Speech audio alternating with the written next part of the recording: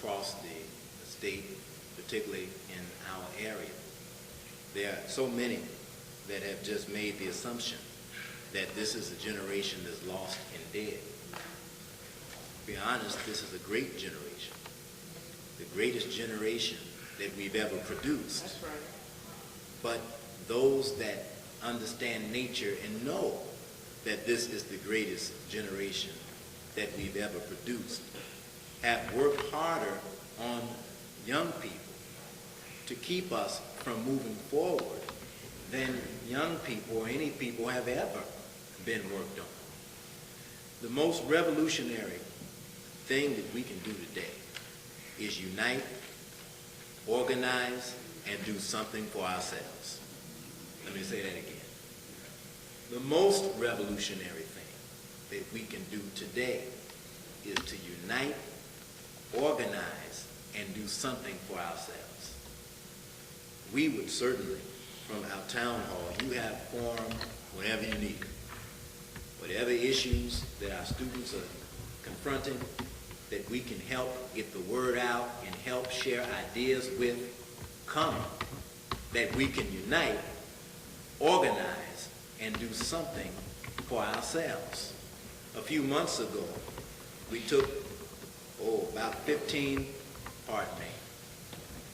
close to 40 busloads to Sacramento for what we call the Caravan for Justice. Part of the point of that was that we would unite, organize, and do something for ourselves. Our students are absolutely right. Can you imagine?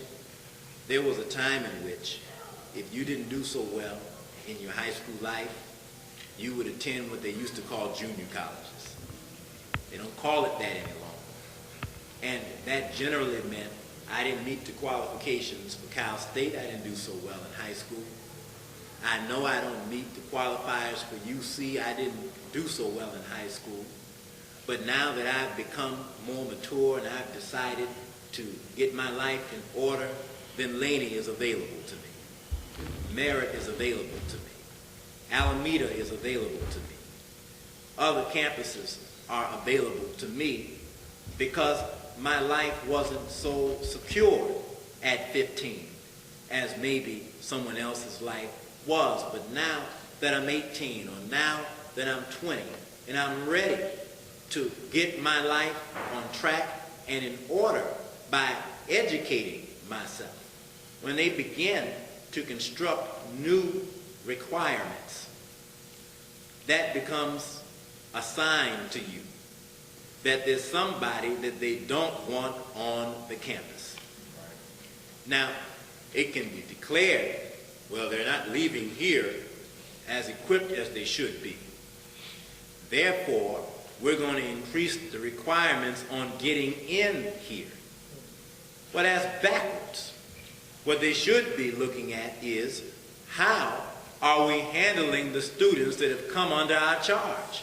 Not who handled them before us, but what you're looking at is an increase of standard for admission to the community college, an increase of financial necessities in order to be admitted to the community college, an increase of requirements in order to be admitted into the California State University. What they're looking at now is 60,000 applications, 4,000 seats available at many of the Cal States and the UCs.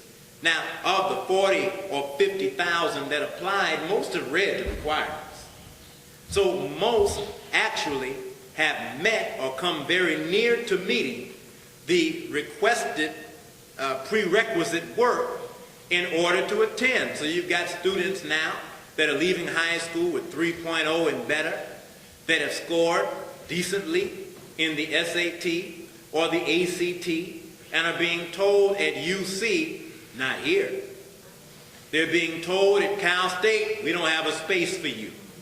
If they declare a major, they're being told we're impacted and there's nothing that we can do. And by the way, if you come here, we're cutting back too. So the classes that you need, they're not available there either. So you can find yourself at UC Berkeley, UC Davis, UC San Francisco, UC Merced, trying to catch up to some classes that will help you to graduate, even though you have spent. How much do you spend for UC?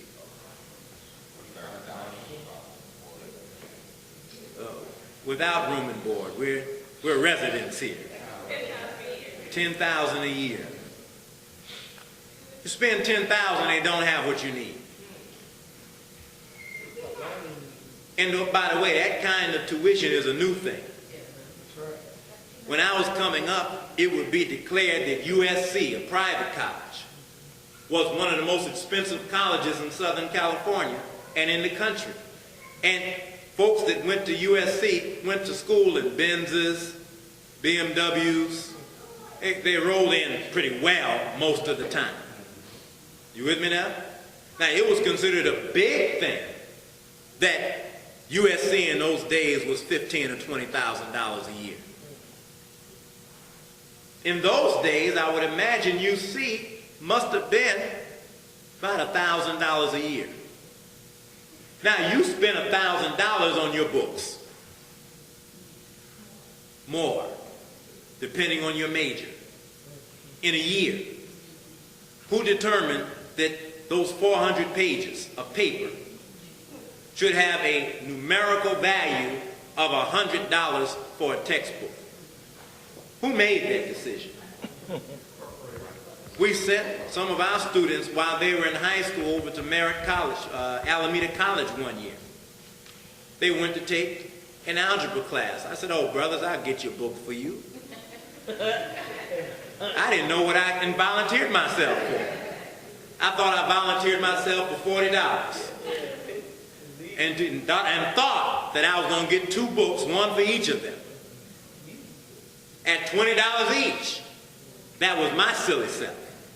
They came back, I gave them a $100 bill. They came back and said, "We need more money." I said, "But I gave you a $100 bill." Well, the book is the book. I sent you 4 books.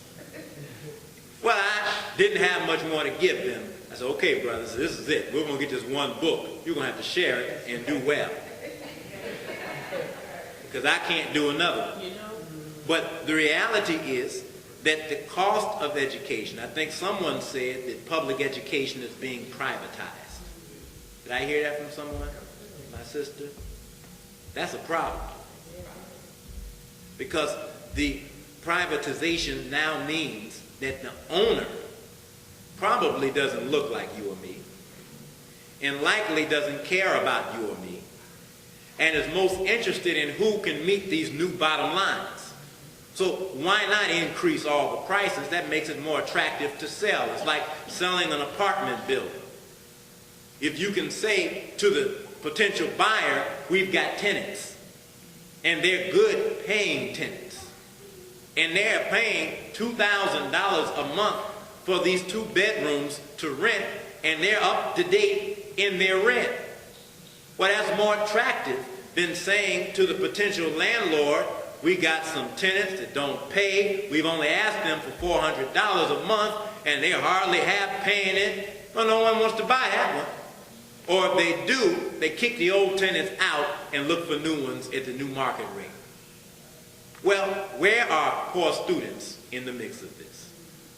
When the tuition is raised, did they ask you anything? Or did they just ask you for the money? When the book prices are determined, did they ask you anything? Or did they just come and get your money?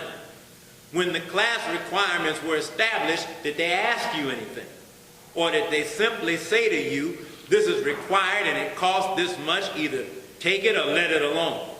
We're now looking at a system that's really coming down on itself. And we join our students and want to encourage you to keep standing. Spread the word everywhere in the community that you can. Every church, every group, every organization should be thoroughly informed with the challenges that our students are confronting.